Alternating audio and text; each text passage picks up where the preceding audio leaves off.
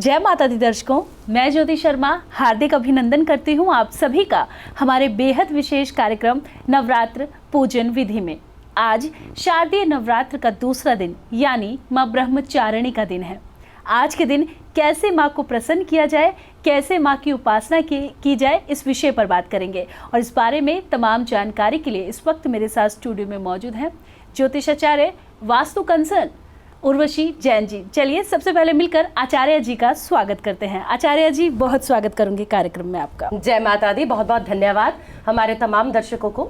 जय माता दी। आचार्य जी, आज ब्रह्मचारिणी माँ का दिन है यानी शारदीय नवरात्र का दूसरा दिन। तो अगर आज माँ ब्रह्मचारिणी के स्वरूप की बात की जाए और उनकी कथा की बात की जाए तो मैं चाहूंगी कि आप हमारे दर्शकों को जरूर बताएं।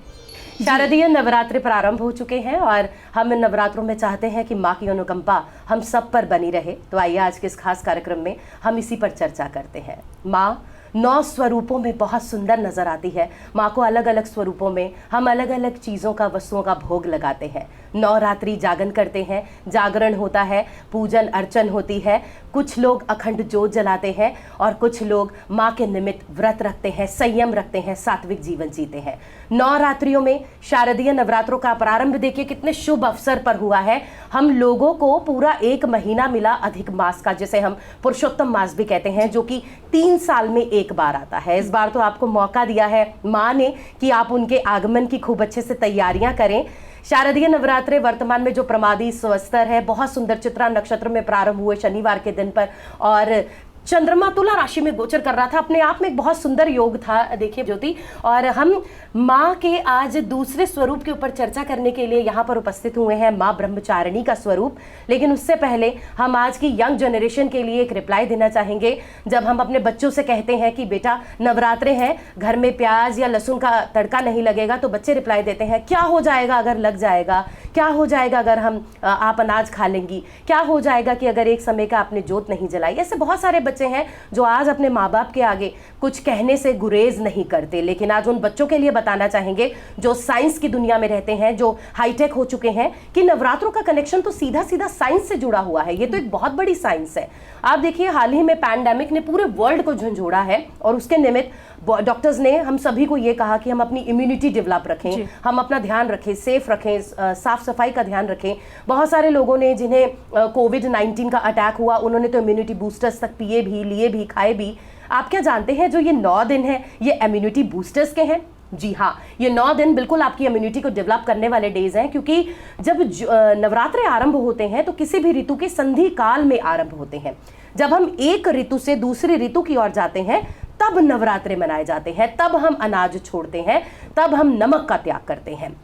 ऋतु आप देखिए, अगर हम चैत्र नवरात्रों की बात करें जो मार्च या अप्रैल में मनाए जाते हैं, वहां पर हम जो है सर्दी की ऋतु से बासंतिक ऋतु में, बसंत ऋतु में प्रवेश करते हैं। शारदीय नवरात्रों में अब हम वर्षा ऋतु से सर्दी की ऋतु में प्रवेश कर रहे हैं। 2 गुप्त नवरात्रे होते हैं, माघ और आषाढ़ के, लेकिन वो साधक मनाते हैं जो गुप्त विद्याएं करते हैं, जो साधना में आगे बढ़ते हैं, तांत्रोक्त विद्या में जो आगे बढ़ना चाहते हैं, वो इन 2 नवरात्रों को मनाते हैं।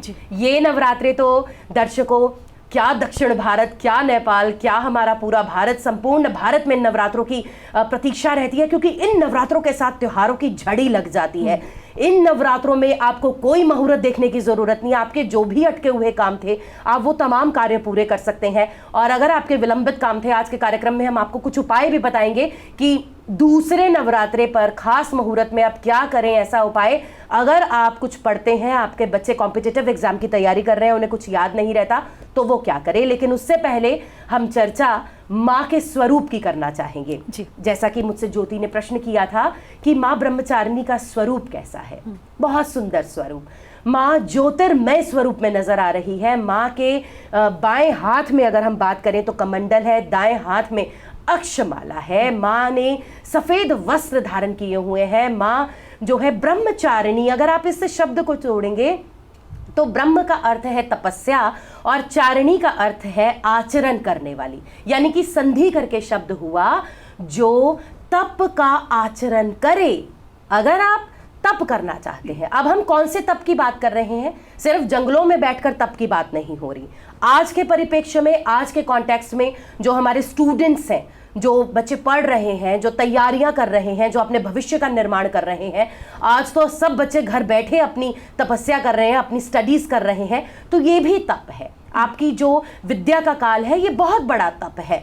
आप अपनी विद्या में आगे बढ़ना चाहते हैं, आप बहुत आगे चाहते हैं कि आपको ये विद्या आपके भीतर समा जाए, तो आप द्वितीय नवरात्रे पर माँ ब्रह्मचारिणी के इस दिन आप ज्योत जरूर जलाइएगा। देखिएगा आपको किस तरह से लाभ होगा।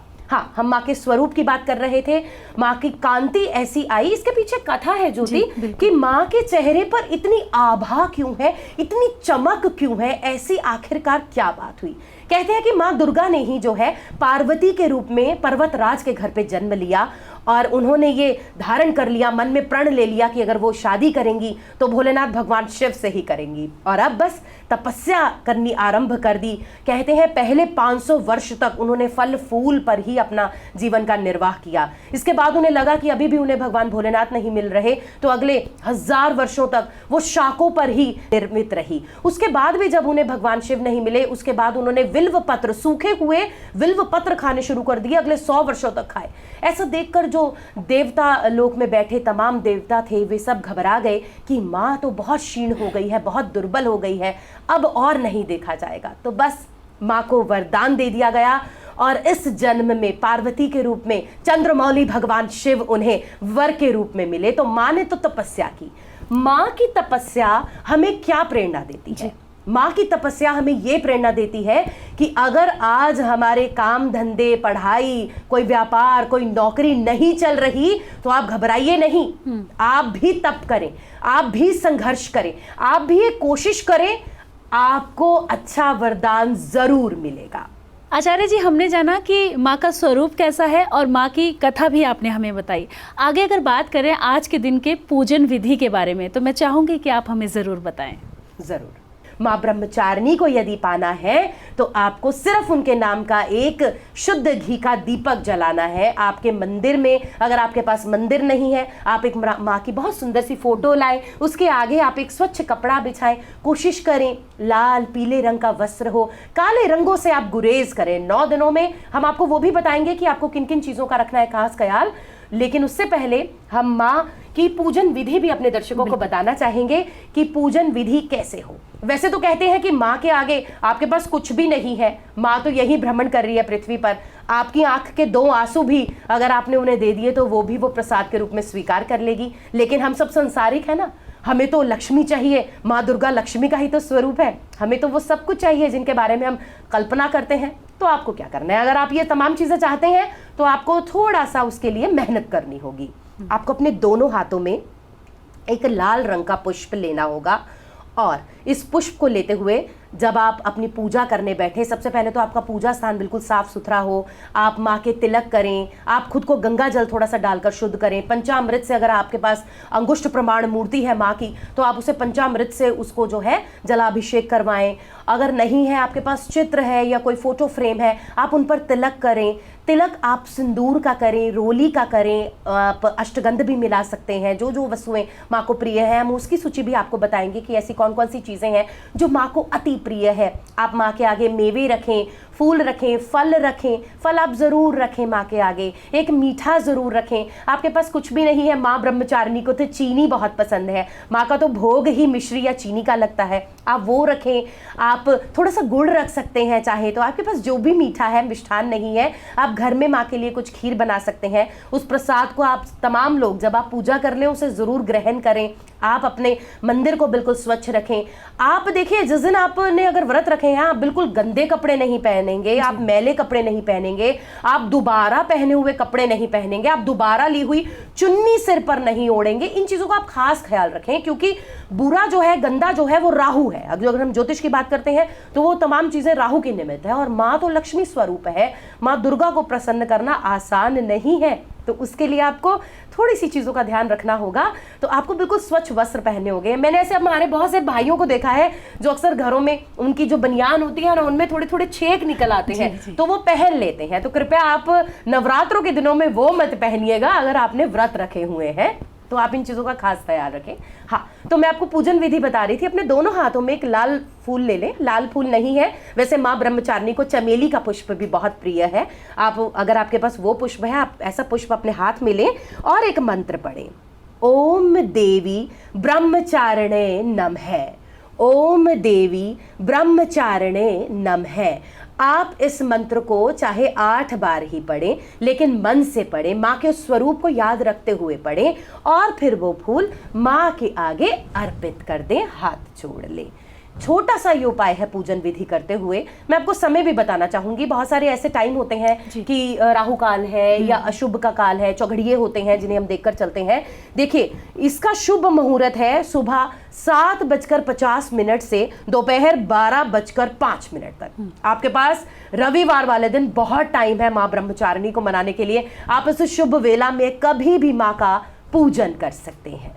जी आचार्य जी, आगे अगर बात करें तो आज के दिन जब हम माँ ब्रह्मचारिणी की पूजा करते हैं तो साधक का मन कौन से चक्र में स्थित होता है, और इसके साथ ही जब हम माँ की पूजा अर्चना कर रहे हैं तो हमें किन बातों का विशेष रूप से ख्याल रखना है? बहुत ही सुंदर प्रश्न किया है ज्योति ने। साधकों की बात की है, जो लोग मेडिटेशन कर रहे हैं, एनर्जी हीलर हैं, स्वाधिष्ठान चक्र में आज का दिन कहते हैं साधक का चक्र जो है वो जागृत रहते हैं, वहां पर ध्यान लगता है। तो आप इसके साथ साथ बहुत सारी ऐसी छोटी छोटी चीज़ें हैं, जैसा कि आपने प्रश्न किया कि फूल, मैंने आपको पहले ही बताया, आप चमेली का फूल चढ़ा सकते हैं। बीज मंत्र से ज़रूर हमें माँ की उपासना करनी चाहिए। जो लोग व्रत रख रहे हैं वो सुबह शाम तो जोत बत्ती करेंगे ही, वो अपनी एक माला पे, एक साफ माला पे, चाहे आप चंदन की माला लें या आप कोशिश करें आपकी काले रंग के दाने की कोई माला ना हो, नीले रंग की दाने की माला ना हो। आप नवरात्रों में जो माँ के लिए पूजा करें 108 मनकों की माला हो, सुमेरु से स्टार्ट करें। इस इंडेक्स फिंगर को आपने माला फेरते हुए नहीं छूना है, इंडेक्स फिंगर का आप त्याग करेंगे, आपने इन फिंगर्स के साथ माला को फेरना है। आप 108 बार स्तुति मंत्र, ठीक है, स्तुति मंत्र हम सभी को आता है, या देवी सर्वभूतेषु ब्रह्मचारिणी रूपेण संस्थिता नमस्तस्यै नमस्तस्यै नमस्तस्यै नमो नमः। ये स्तुति मंत्र आप अपने बच्चे को सिखाएं। इसकी माला नहीं फेरनी है, मैं आपको बीज मंत्र की माला बताऊंगी जिसकी आपने माला फेरनी है। ये स्तुति मंत्र तो आपने एक बार माँ ब्रह्मचारिणी के निमित्त जरूर बोलना है अपने मंदिर में जब आप जोत बत्ती करें। बीज मंत्र है ह्रीं श्रीं अंबिकाय नमः। एक बार फिर बताना चाहूंगी अपने दर्शकों को, जब आप नमः का उच्चारण करते हैं तब आपकी जो जिह्वा है वो आपके तालुए को, ऊपर वाले तालुए को टच नहीं करनी चाहिए, नहीं तो हमें मंत्र का फल नहीं मिलता। एक बार फिर नोट करें, ह्रीं श्रीं अंबिकाय नमः। हा का जो साउंड है वो आपकी नाभि से निकलना चाहिए। ये बीज मंत्र का आप 108 बार उच्चारण कर सकते हैं। निर्वाण मंत्र तो हम सभी जानते हैं, बहुत ही प्रसिद्ध है, जगह जगह वो निर्वाण मंत्र आपको लिखा हुआ नजर आता है, यंत्रों पर, फोटोज पर। जब आप खरीदने जाते हैं माँ के निमित्त, अगर आपको कोई भी मंत्र नहीं पता तो आप निर्वाण मंत्र पढ़ें। वो मंत्र है ओम ऐं ह्रीं क्लीं चामुंडाय विच्चे। ये मंत्र निर्वाण मंत्र है। ये मंत्र बिल्कुल कॉमन है, आप इसे कभी भी चलते फिरते, आप अपना भोजन बनाते हुए, अपने पति का लंच बॉक्स पैक करते हुए आप इस मंत्र का उच्चारण कर सकती हैं मन ही मन। जी, तो आचार्य जी, आज हमने बात की माँ ब्रह्मचारिणी के बारे में, उनके नाम के अर्थ के बारे में, बीज मंत्रों के बारे में, साथ ही पूजा के विधि विधान के बारे में। लेकिन अब जाते जाते अगर बात करें माँ ब्रह्मचारिणी को प्रसन्न करने के लिए जातक क्या कुछ उपाय कर सकते हैं, तो मैं चाहूंगी कि आप हमारे दर्शकों को ज़रूर बताएं। ये तो आपने बहुत अनिवार्य प्रश्न पूछा है, मैं कहूँगी तमाम हमारे दर्शकों के लिए, क्योंकि दूसरा दिन है, हम यूं ही व्रत नहीं जाने देंगे। द्वितीया तिथि देखिए कितना सुंदर दिन है, रविवार का दिन हम सभी को मिला है, जहां पर सूर्य के समान आभा है, उनकी ज्योतिर्मय है माँ का स्वरूप। आप ध्यान से देखिएगा माँ ब्रह्मचारिणी को।